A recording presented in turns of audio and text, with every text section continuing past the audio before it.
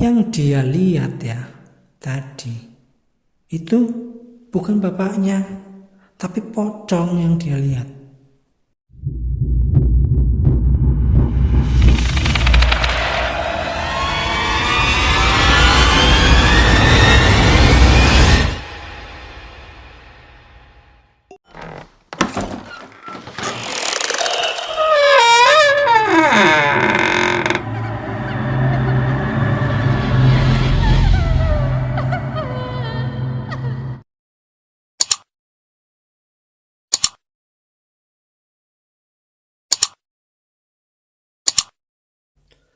Assalamualaikum warahmatullahi wabarakatuh.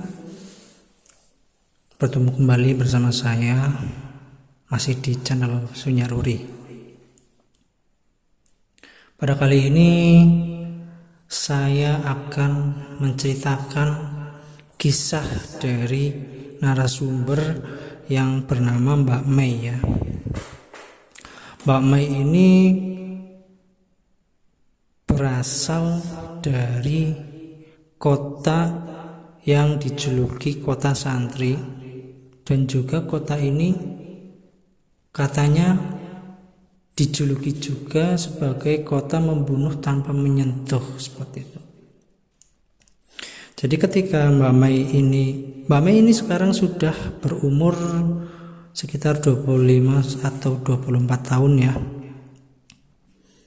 Jadi sebelum saya masuk ke ceritanya, alangkah baiknya untuk teman-teman semua yang belum subscribe, silakan subscribe channel Sunyaruri agar channel Sunyaruri semakin berkembang dan saya semakin bersemangat dalam membuat konten dan menceritakan kisah-kisah nyata yang terjadi di kehidupan kita semua. Dan yang sudah subscribe, terima kasih, saya ucapkan terima kasih. Yang sudah like juga, yang sudah like, sudah berkomentar positif, dan sudah share juga, saya ucapkan terima kasih. Dan saya doakan semoga teman-teman semua selalu dilimpahkan rezeki, kesehatan, dan kelancaran dalam segala hal ya. Amin amin ya rabbal alamin. Jadi pada kali ini Mbak Mei ini menceritakan kisah dari keluarganya, di mana kisah ini itu terjadi sebelum Mbak Mei itu lahir.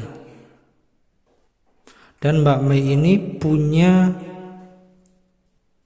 kakak, yaitu yang kakak pertama itu yang bernama Ali, yang kedua itu bernama Mbak Ani, kemudian yang ketiga itu bernama Mas Nedi. Jadi cerita ini diceritakan oleh keluarganya Mbak Mei kepada Mbak Mei, dan cerita ini sudah dipastikan dari Mbak Mei bahwa cerita ini sudah memang benar, karena Mbak Mei sudah menyelidiki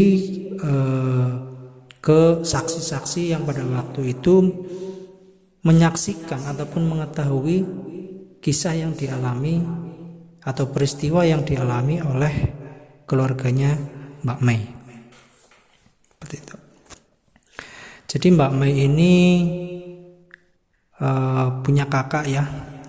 Jadi pada waktu itu kisah ini terjadi itu pada tahun 1989.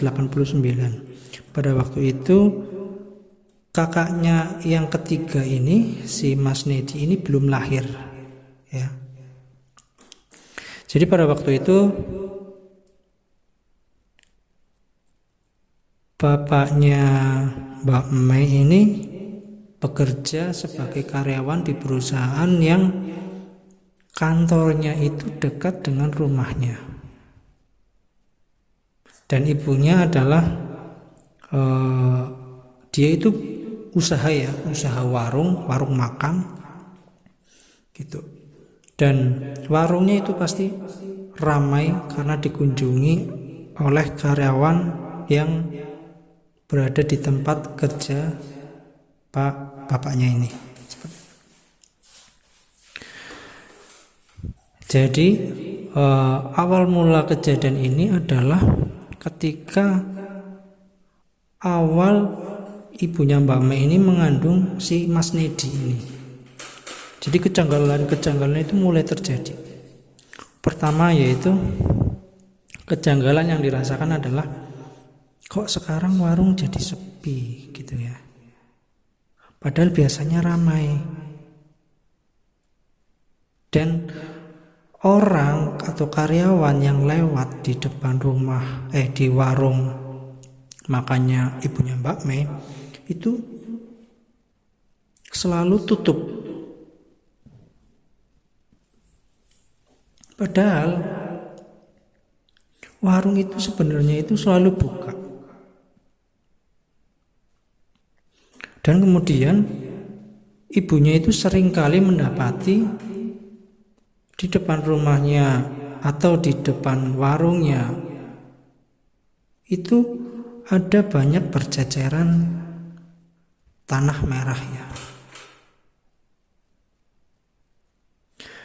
Pada waktu itu ibunya Mbak Mei ini masih berpikiran positif. Oh mungkin itu karena tanah yang terbawa dari kendaraan gitu ya, ataupun debu-debu seperti itu. Masih berpikiran positif.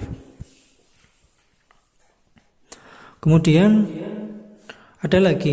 Jadi rumahnya Mbak Mei ini adalah rumah yang berlantai 2 ya. Jadi rumahnya ada lantai 2 gitu kan. Dan kamarnya ibunya Mbak Mei itu ada di lantai 2. Kemudian depan rumah itu ada pohon mangga yang tinggi setinggi rumahnya Mbak Mei ya. Dan sampai itu ranting-rantingnya itu menjulur ke jendela dari kamarnya ibunya Mbak Mei gitu. Jadi seringkali ketika malam itu ibunya Mbak Mei itu mendengar kayak suara orang lagi mencakar-cakar ya, mencakar-cakar di tembok. Kemudian ada lagi seperti suara mengetok pintu gitu, tapi tidak beraturan. Dan itu lagi-lagi ibunya Mbak Mei ini masih berpikiran positif itu. Kemudian bapaknya Mbak Mei ini kan punya 2 ekor anjing gitu ya, punya 2 ekor anjing. Dan setiap malam itu selalu menggonggong gitu loh, seperti anjing itu melihat sebuah sosok gitu. Itu sering kali seperti itu. Nah kejadian ini tuh bermula dari awalnya ibunya Mbak Mei ini mengandung ya tadi ya, mengandung si Mas Nedi ini gitu. Terus kemudian puncaknya adalah ketika ibunya Mbak Mei ini sudah mulai merasakan ingin melahirkan ya, itu selama 9 ingin melahirkan, sudah mules gitu ya, sudah sakit perut gitu kan. Akhirnya sambil kesakitan terus menyuruh Mas Ali ini, kakak pertamanya, Mas Ali ini untuk memanggil ayahnya, bapaknya. Bapaknya pada waktu itu lembur ya. Jadi ketika itu malam jam 12.30. Itu menyuruh si Ali untuk jemput bapaknya. Tapi Mas Ali ini nggak berani gitu kan, karena sudah lewat tengah malam gitu. Akhirnya nggak berani. Akhirnya kemudian si ibu ini menyuruh Mbak Ani yang masih umur 11 tahun gitu. Kemudian Mbak Ani ini, termasuknya ini Mbak Ani ini orang yang orang yang nggak penakut ya, nggak seperti Mas Ali ya. Ini orangnya nggak penakut, agamanya juga kuat gitu kan. Akhirnya Mbak Ani pun berjalan berjalan menuju rumahnya, menuju kantornya bapaknya. Karena deket gitu ya, akhirnya sambil membawa senter gitu kan, ke sana gitu kan sambil jalan, kemudian sampailah di kantornya bapaknya. Pah gitu kan sambil masuk. Pah. Tapi nggak ada seorang pun yang menjawab pada waktu itu. Sampai dicari ke dalam nggak ada. Kemudian ketika berbalik, dia melihat bapaknya itu berada di pojokan sebuah ruangan di situ. Hanya tanpa basa-basi, tanpa berpikir yang negatif, Mbak Ani ini langsung menggandeng tangan bapaknya. Ayo Pak, ini ibu udah mau melahirkan, seperti itu. Ibu sudah mau melahirkan. Hanya dibawa dan dituntun sampai ke rumah. Ketika sampai di rumah, ibu langsung berteriak.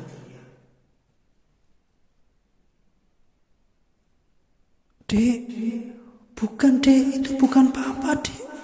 Itu bukan papa dek. Cepat panggil Mak Iyo. Seperti itu. Akhirnya Mbak Ani, ibunya ini menyuruh Mbak Ani untuk memanggil Mak Iyo.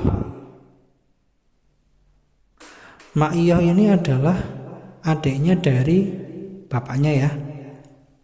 Hanya dipanggil, ditelepon ya. Ditelepon pada waktu itu. Ditelepon terus akhirnya tidak lama kemudian Mak Iyo itu datang. Gitu kan. Akhirnya ibunya Mbak Mei ini dibawalah ke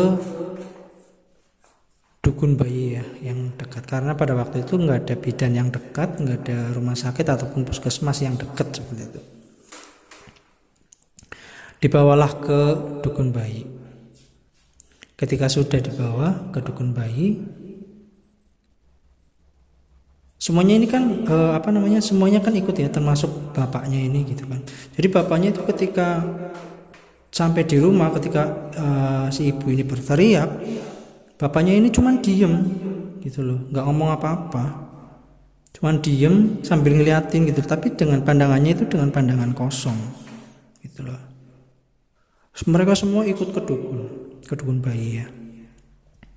Kemudian tidak selang berapa lama terdengarlah suara bayi, tangisan bayi. Kemudian selang berapa lama ya, itu tangisan bayi itu mulai meredup ya, mulai meredup, kemudian nafasnya pun mulai berhenti. Sontak semua orang yang ada di situ, termasuk Mak Iyo dan Mbak Ani dan Mas Ali, itu semuanya itu panik ya. Akhirnya Mak Iyo itu memanggil suaminya, diteleponlah suaminya, datang dengan membawa mobil ya. Akhirnya dibawalah ibunya dan anaknya ini yang baru lahir, bayinya itu ke rumah sakit gitu kan, sama Mas Ali sama Mak Iyo dan suami dibawa ke rumah sakit dan alhamdulillah ketika sampai di rumah sakit bayinya tidak kenapa-napa gitu kan, dan bayinya dinyatakan sehat seperti itu. Pulanglah mereka ke rumah gitu kan. Mereka pulang ke rumah, kemudian ibunya ini baru sadar ketika sampai di rumah itulah, bahwa Mbak Ani ini itu nggak ada di rumah. Mbak Ani itu tertidur di tempat si dukun bayinya itu dengan bapaknya gitu. Akhirnya Mak Iyo dan suaminya itu menjemput gitu kan, menjemput si Mbak Ani, menjemput Mbak Ani, kemudian tapi Mbak Ani ini sendirian gitu kan. Terus sambil Mbak Ani tuh ngomong gini, Bu, tadi aku ketiduran di tempat di tempat dukun bayi itu. Tapi ketika aku bangun itu udah nggak ada papa, kirain papa udah pulang. Dia berkata seperti itu. Kemudian selang berapa lama ya, bapaknya itu pulang dengan raut muka dan raut wajah itu yang kecapean, kayak seperti sehabis pulang kerja ya. Pulang, dan ketika pulang Mak Iyo kaget. Loh, Mas baru pulang? Nah iya, ini aku baru pulang. Lah ini kamu sudah melahirkan deh gitu. Bapaknya ke ibunya ya. Iya Pak, tadi udah melahirkan barusan, seperti itu. Si Mbak Iyo ini kaget dan langsung merinding Mbak Iyo sambil menatap bapaknya Mbak Mei.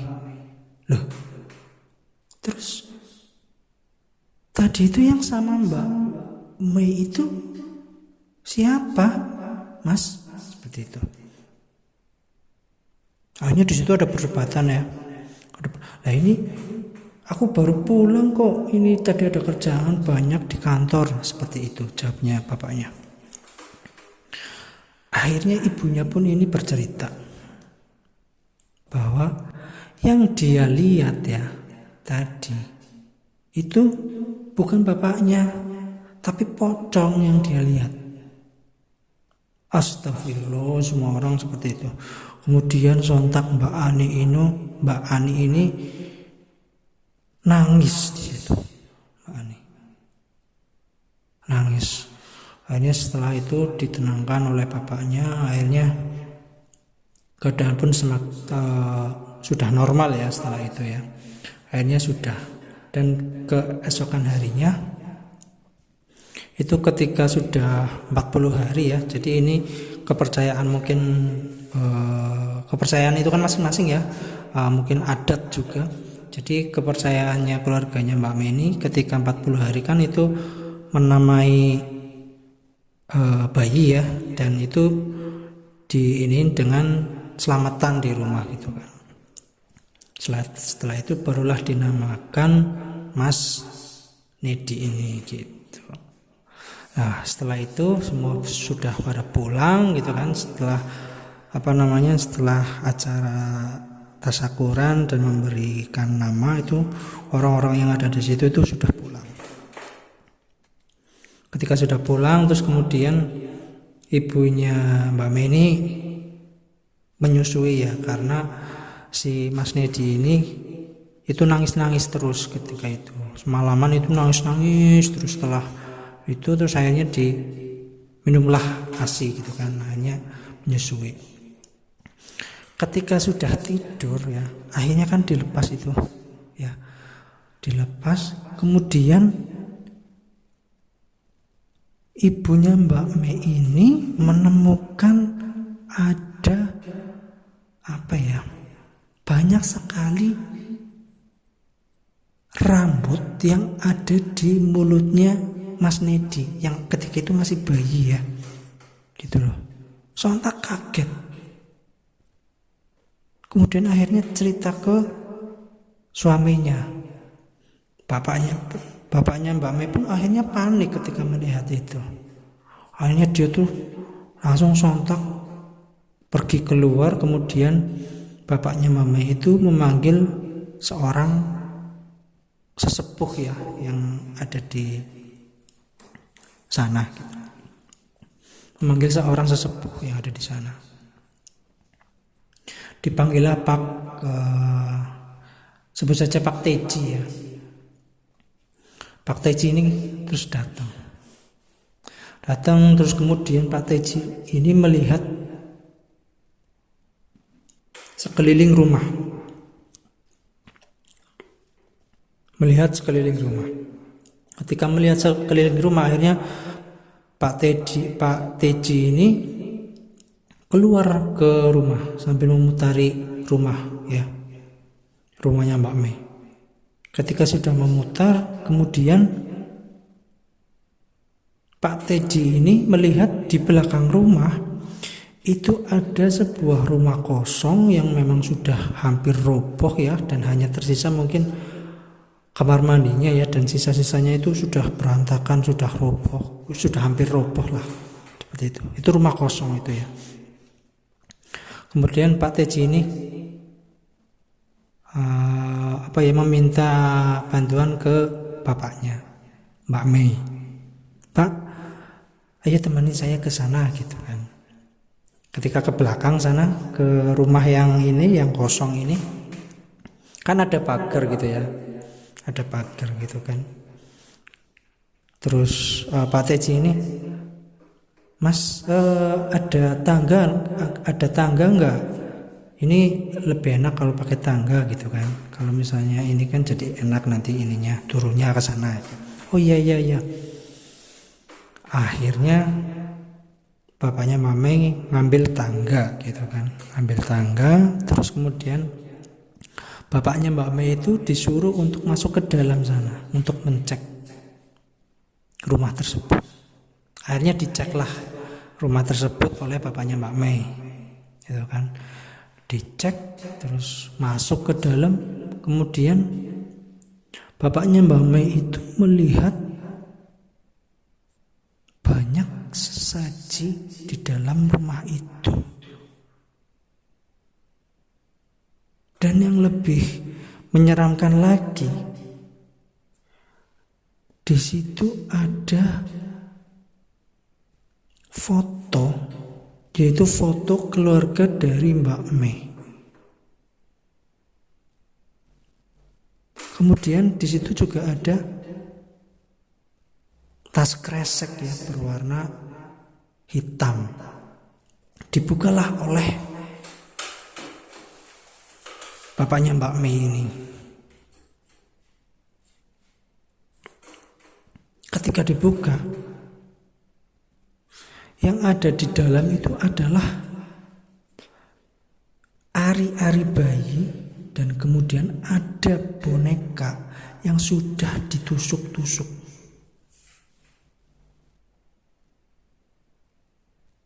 Sontak ketika itu bapaknya Mbak Mei ini sangat ketakutan dan sangat panik, ya.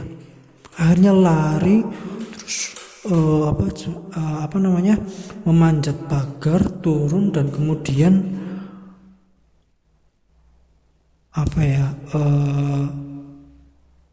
ngasih tahu ke Pak Teji. Pak, ini apa, Pak? Ini yang saya temukan di sana, Pak. Seperti itu.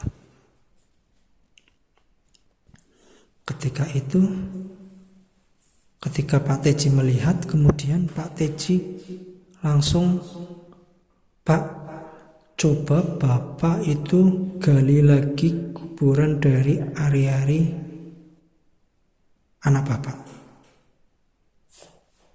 Akhirnya dicari. Ternyata benar. Ari-ari itu sudah tidak ada.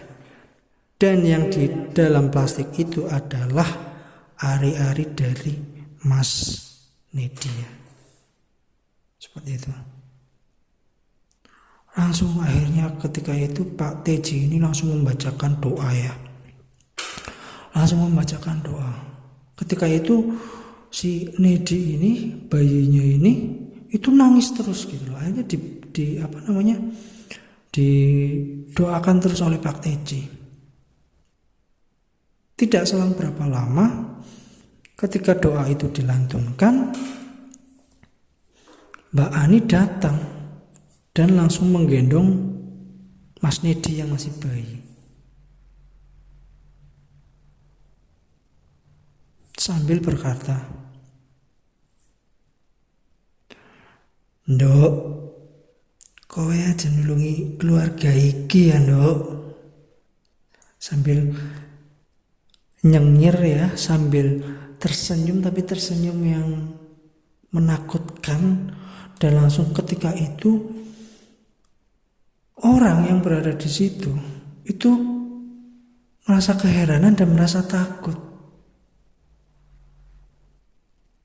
Sontak ketika itu si Mbak Ani ini langsung Mbak Ani ini langsung tertawa.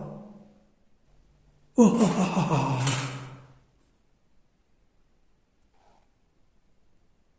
kowe udah pada mati kabeh.